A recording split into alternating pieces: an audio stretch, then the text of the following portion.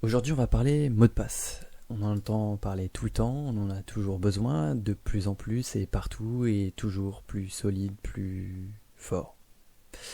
En fait, c'est très simple. Aujourd'hui, on va aborder des points simples, efficaces et souvent peu abordés. C'est des choses qu'on vous recommande, qu'on entend par-ci, par-là, qui sont jamais vraiment sûres, et on va essayer de savoir ce qui est vrai, ce qui est faux, ce qui est une bonne pratique et ce qui ne l'est pas. Alors déjà, oui, on a des sites comme des antivirus, Kaspersky, on va avoir NordVPN qui vont le proposer. On peut entrer son mot de passe et on peut vérifier s'il est solide. On voit qu'il est faible et qu'on pourrait l'avoir en un jour. Et qu'il ne comporte pas au moins 12 caractères. Alors a priori, d'après NordVPN, il faut 12 caractères. En réalité, combien faut-il réellement de caractères? C'est ce qu'on va savoir tout de suite, c'est ce qu'on va voir en détail.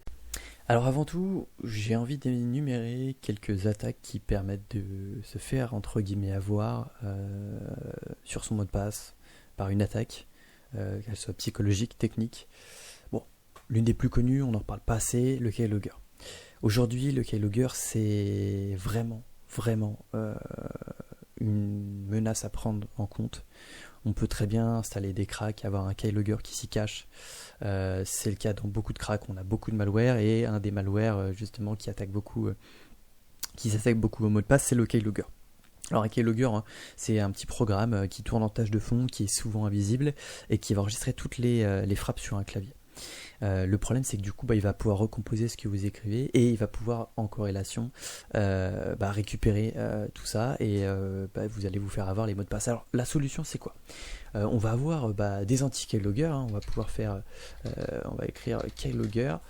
Voilà. On va avoir des anti-keylogger qui existent, il y en a plein. On va pouvoir en trouver vraiment partout. Moi, je vais vous parler de Keyscrambler. C'est une application que j'utilise depuis très longtemps et c'est un anti-keylogger. Alors vous avez une version payante, forcément. Est-ce qu'elle est vraiment intéressante? Pour un usage classique, pas vraiment. Et on a une version gratuite. L'avantage, c'est que du coup, toutes vos touches seront chiffrées, anonymisées entre guillemets. Quand vous taperez sur le L, ce petit programme-là va faire changer cette lettre par une autre. Alors, pas pour vous en sortie, regardez, je peux très bien écrire n'importe quoi. Mais par contre, le programme qui pourrait, en tâche de fond, enregistrer les frappes, va pas voir un G par exemple, va voir un D. Et c'est comme ça que ça va anonymiser justement vos frappes, et donc vous protéger contre les keyloggers. Alors la meilleure solution, ça reste de faire très attention, télécharger des logiciels de source sûre, faire attention aux liens sur lesquels vous cliquez, aux pièces jointes que vous allez récupérer, aux clés USB disque dur que vous allez récupérer, à quel réseau vous allez vous connecter, voilà, surtout si vous avez des NAS, faire attention. Les NAS sont aussi des grosses entrées à plein de malware, plein d'attaques par déni de plein de portes qui pourraient être des portes dérobées, etc. Donc voilà, forcément. Mais cet outil-là, voilà, moi je vous le conseille sur Windows, il marche très très bien, et en version gratuite, il n'y a aucun problème, c'est vraiment top. Donc ça, c'est une des attaques. Ensuite, on va voir les attaques les plus connues, c'est force brute, c'est les classiques. On va tenter plein de combinaisons, on va essayer de forcer jusqu'à ce que ça fonctionne. Bon, il faut beaucoup de force de calcul, ça peut se faire, et de plus en plus, quelqu'un qui a plein de CPU, de cartes graphiques, pourrait monter une petite structure pour avoir une plus ou moins forte de puissance. Quelqu'un qui a 5-10 000 euros peut avoir assez de puissance de serveur pour faire quand même des forces brutes assez conséquentes, donc c'est abordable. Mais sur des mots de passe complexes, on va le voir après, ça sera très compliqué. Tous les mots de passe sont craquables. La question, c'est quand, et est-ce que c'est rentable de le craquer ou pas. On va avoir forcément des utilisations de listes pré-remplies, entre guillemets. On va avoir des mots courants, on va retrouver en l'occurrence potentiellement des mots de passe qui pourraient être remplis ici et qui génèrent des listes, donc c'est des attaques par dictionnaire, c'est comme ça qu'on appelle. On peut avoir aussi des attaques par ingénierie, essayer de tromper l'utilisateur, essayer de créer des fausses pages, des faux sites internet, des faux emails. Vous connaissez, c'est ce qu'on entend parler le plus aujourd'hui. Les banques s'y mettent, vous envoient des mails, les institutions publiques en parlent de plus en plus. C'est connu, c'est basique, on va pas en parler. Alors après, c'est vrai que du coup, voilà, on est arrivé dès le début au logiciel malveillant. Ça, c'est vrai que c'est quelque chose d'un petit peu plus spécifique. Le keylogger, on en entend moins parler, on en a moins conscience, mais il faut vraiment aujourd'hui se dire, on arrête les cracks. Prendre un crack, c'est trop dangereux. À moins d'avoir une machine qui isole tous les logiciels et tous les compartiments, un crack, c'est une entrée à virus. Aujourd'hui, c'est le business de beaucoup de personnes. Ils créent des cracks, hein, ils arrivent à avoir des applications officielles de façon gratuite, à les proposer gratuitement, et ils mettent des portes dérobées, des petits malwares hein, qui vont se cacher un petit peu, ce qu'on pourrait appeler des fois des chevals de Troie, et c'est comme ça que la plupart des gens se font avoir. Aujourd'hui, il faut le savoir, les gens qui se font le plus hacker, c'est pas tant des gens qui vont voir qu'ils sont hackés, c'est des gens qui ne vont pas le voir. Alors ça va être des outils qui vont miner de la crypto, ça va être des outils qui vont alimenter des botnets, qui vont récupérer de la puissance de calcul, ça va être des outils qui vont récupérer des mots de passe, des adwares qui vont rajouter de la publicité, ça va être voilà, plein de malware comme ça qui vont tourner en tâche de fond et qu'on va jamais voir. Et c'est ça le plus dangereux, c'est le malware qu'on ne voit pas. Voilà, ça faut vraiment insister là-dessus. Et puis voilà, on va avoir des captures de données aussi par transmission au niveau du réseau, ce qu'on va appeler des man in the middle, donc pour obtenir du coup des mots de passe hein, forcément. Ça pourrait arriver potentiellement sur un réseau, votre box qui serait corrompu, mal sécurisé, un intrus qui serait dessus, sur un réseau Wi-Fi public. Alors ça peut même arriver avec un VPN, hein. Ça faut pas croire que le VPN arrêtera tout. Loin de là, forcément ça aidera largement à vous protéger contre un attaquant, mais le VPN, même sur un réseau public, hein, vous allez au McDo, Starbucks, vous ne serez pas invincible, attention, hein, on peut rentrer quand même assez très facile, plus ou moins facilement via le réseau auquel vous êtes connecté, avec VPN ou non, hein, ça ne change pas spécialement grand chose à part une anonymisation et un chiffrement, c'est vrai, des données qui vont arriver, qui vont partir du poste. Donc voilà, ça c'est vraiment important à prendre en compte. Alors, on va revenir sur cette petite page-là. Moi, je me suis créé en fait en HTML avec un peu de JS un générateur. Alors ça peut être très intéressant. Au lieu de vous embêter, vous créez un générateur en local. J'insiste bien en local. Donc, c'est-à-dire que tout ce qui est généré n'est enregistré déjà dans aucune base de données. Il est relié à aucune base de données, encore moins à Internet. Il est encore moins sur un serveur. Il est sur un fichier HTML qui est sur mon bureau en local.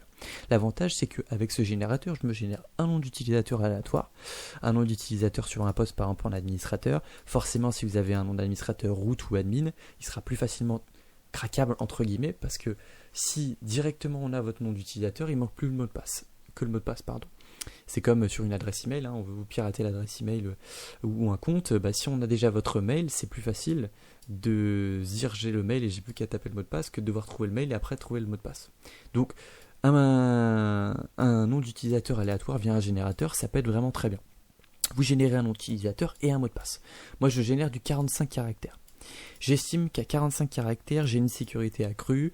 Je suis, pour pas vous dire de bêtises, je dois tourner entre 200 et 300 bits de sécurité. On va en revenir là dans quelques secondes.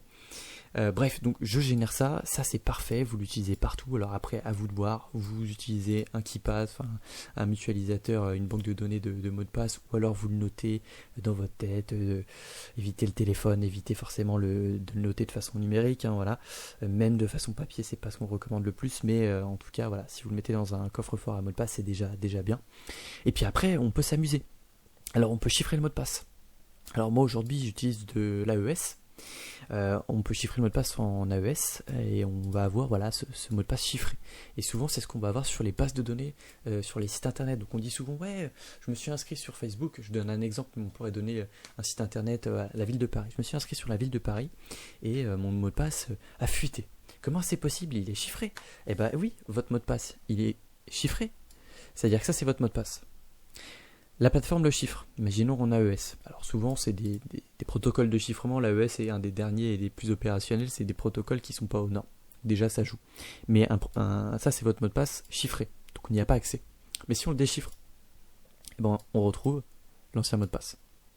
Donc ça pareil, c'est des petites fonctions que je me suis fait pour m'amuser, pour faire des tests.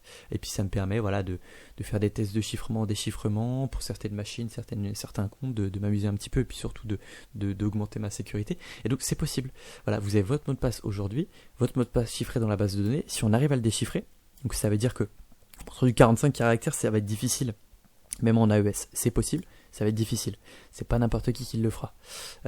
J'aurais peut-être même envie de dire que c'est plutôt des agences gouvernementales qui pourront le faire. Ça coûte très cher d'avoir autant de puissance. Donc, par contre, sur un mot de passe de 10 à 15 caractères, même avec un bon protocole, chiffré il se déchiffrera facilement. D'où l'intérêt dès le début, même si c'est chiffré, il ne faut pas se reposer sur le chiffrement en se disant oui, mais mon mot de passe dans tous les cas il est chiffré. Je peux faire 10 caractères, il est chiffré. Attention, il est chiffré certes, mais à déchiffrer, s'il y a moins de caractères, donc moins de bits dans le mot de passe, ça sera quand même facile à avoir. Il faut en avoir conscience. Plus l'entropie est élevée, plus le mot de passe est difficile à deviner en fait.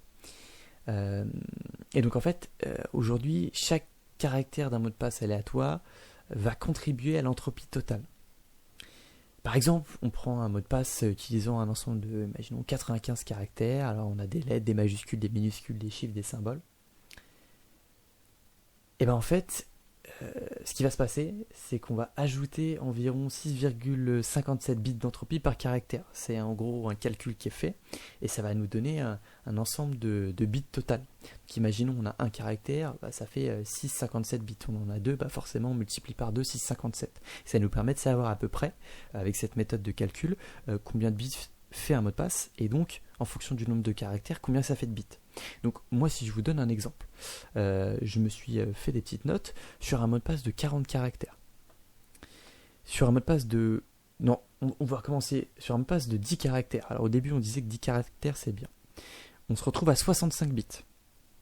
Alors après tout va dépendre forcément de s'il y a des lettres, des chiffres, etc. On part du principe qu'il y a un peu de tout. Sur des mots de passe où il y a un peu de tout, chiffres, caractères spéciaux, 10 caractères égale à 65 bits.